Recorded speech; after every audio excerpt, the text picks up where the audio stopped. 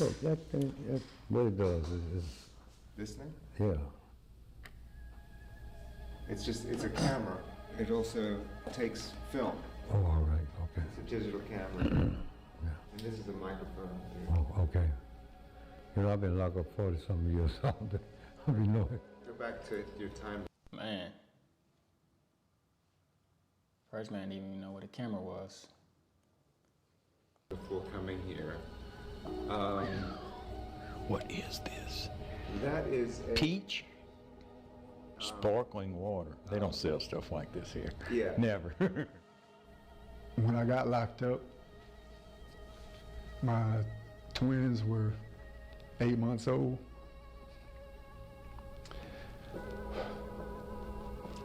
And that was the last time I saw them. I wrote them letters like every week for the first 20 years I was here. Man. And by this time, now they're all adults. So I figure it's time for me to stop trying. How could you take a 19-year-old person and just take the worst decision he ever made and hold him responsible for it for the rest of his entire life and not even consider that? He may have changed. He was a thug on the streets 24, 25 years ago, and we're angry at that person, not realizing that that person no longer exists. Actually hasn't existed for like over 20 years. These men are serving life sentences at Angola Prison in Louisiana.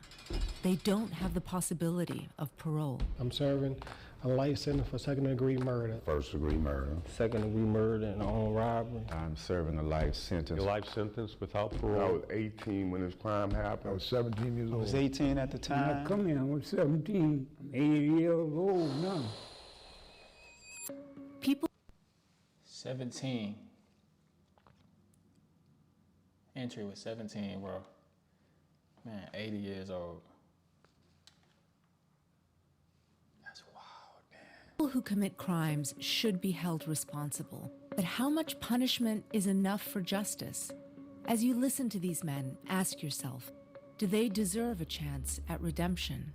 I had time to reflect and what my life would be if I had to stay here. And then I started noticing the need here of the people that was illiterate. So I said, okay, well, I could do some good here. You know, so I started tutoring guys and I started feeling a self-worth. I said, you know, well, I could give something back like that. You know, all the while still dealing with the fact, you know, that I took a life, an innocent life. If I happen to die here in prison, that's not something that I want. But I have to think about and take under consideration, I took another human's life.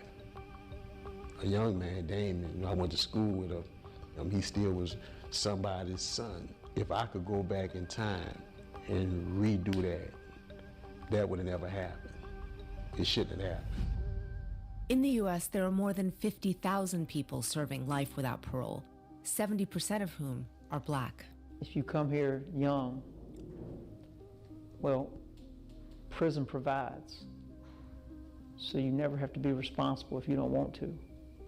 It's hard to mature in prison because prison isn't set up for you to bear the stress of responsibility and to grow from that. So, you know, you have to kind of seek it out your own. With so many long sentences, America's prison population is aging. Taxpayers spend about $70,000 to keep every elderly prisoner locked up every year. So Angola created a hospice program. Prisoners volunteer to take care of other prisoners, basically people convicted of murder caring for the dying. It gave me a purpose, and showed me a different side, compassionate side. And I probably sat with over 50 people to their death.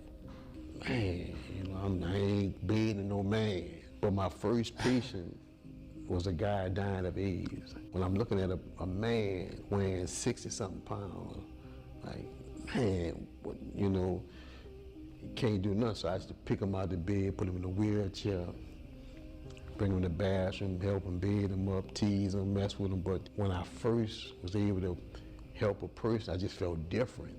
Now, excuse the expression, but they wash all up the crack of another man's Oh no, that's not ass, the one. That's not the one. all up under his nuts and all. It doesn't care what nationality or race he is. Is that man faking? Have that man changed? He might have been a character when he carried it, but this man done developed character. This man done developed compassion. It comes down to not so much what you done done, but what have you become? Volunteering, mentoring, education. New experiences gave these men new purpose. Got a diploma from Culinary Art School from Baton Rouge Community College and 3 certifications from the National Center for Construction Education and Research. You know, in the event that I ever went home, I could be an asset to society and not a liability. You know, I prepare as if I'm going home tomorrow. Even though I have a life without parole, I try to prepare as if I'm going home tomorrow, because who knows what may happen. I'd rather go prepared than go unprepared. Do we really want to be a country where there's no amount of growth that will ever give someone even a chance to leave prison? A country that's fine with endless punishment, but never with mercy. That's the worst part.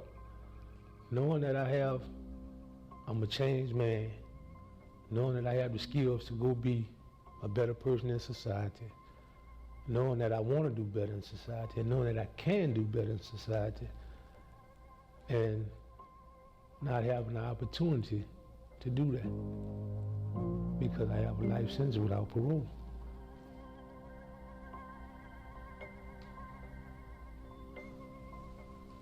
Man, right there. I know that hit him. I know that hit him when he said that. Man.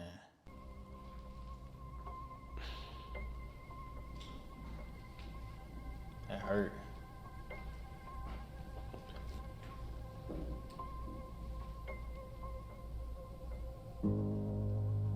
It's hard.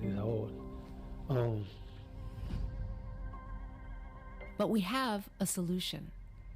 Second Look reforms would offer a chance at parole for those who have transformed themselves and who've already served a significant portion of their sentence. To be fair, there may be lifers who haven't grown, but for the many who have, they deserve a second chance. Ask yourself, when you were 16, 17 years old, are you the same person? Did you even think the same way you did now? No. That's human nature. People change. If rehabilitation is a process, there should be an end to it. There's no, you get to a certain grade level and there's not, high school and college and, you can pursue undergraduate and then graduate studies. There's none of that. It's just life sentence. A few states have implemented changes in the criminal justice system, including Second Look reforms, and some of these men have actually gotten out. But they're only a small fraction of those serving life without parole. Now, if you're concerned they might harm someone else, less than 3% of lifers who are released are rearrested.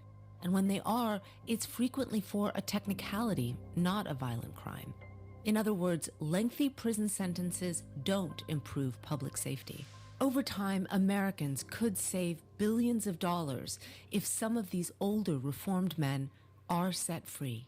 I've been here longer than I've been with my family. So sometimes I question where I'm from. I be tempted to write my mama and say, if I die, leave me here. Don't come get me. Don't bury me with them. I don't know them no more. Bury me with my friends. I know without a doubt I'm going home.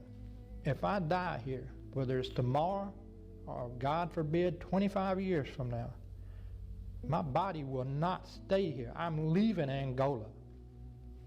I'm not going to be buried here. Somebody who says, I want to be buried in Angola, that's the saddest part of what a life sentence does to you. I make sure that my life is very purposeful. Every time I invest myself into someone else, I free a part of myself. A part of me will leave here with you. I'm going to love people so passionately until a part of me will always live outside of the gates of Angola. I have coped plenty hell in this penitentiary.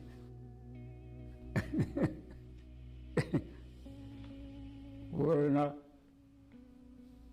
hope I'll be lucky enough to get out. I'll go somewhere and make me a living. I'm start all over again. Yeah. They say the older you get, the more you learn. Well, I've learned a lot of things, you understand? So. That's the hardest one. He got locked up in 1953. He was 17. Man, 80 years old, bro.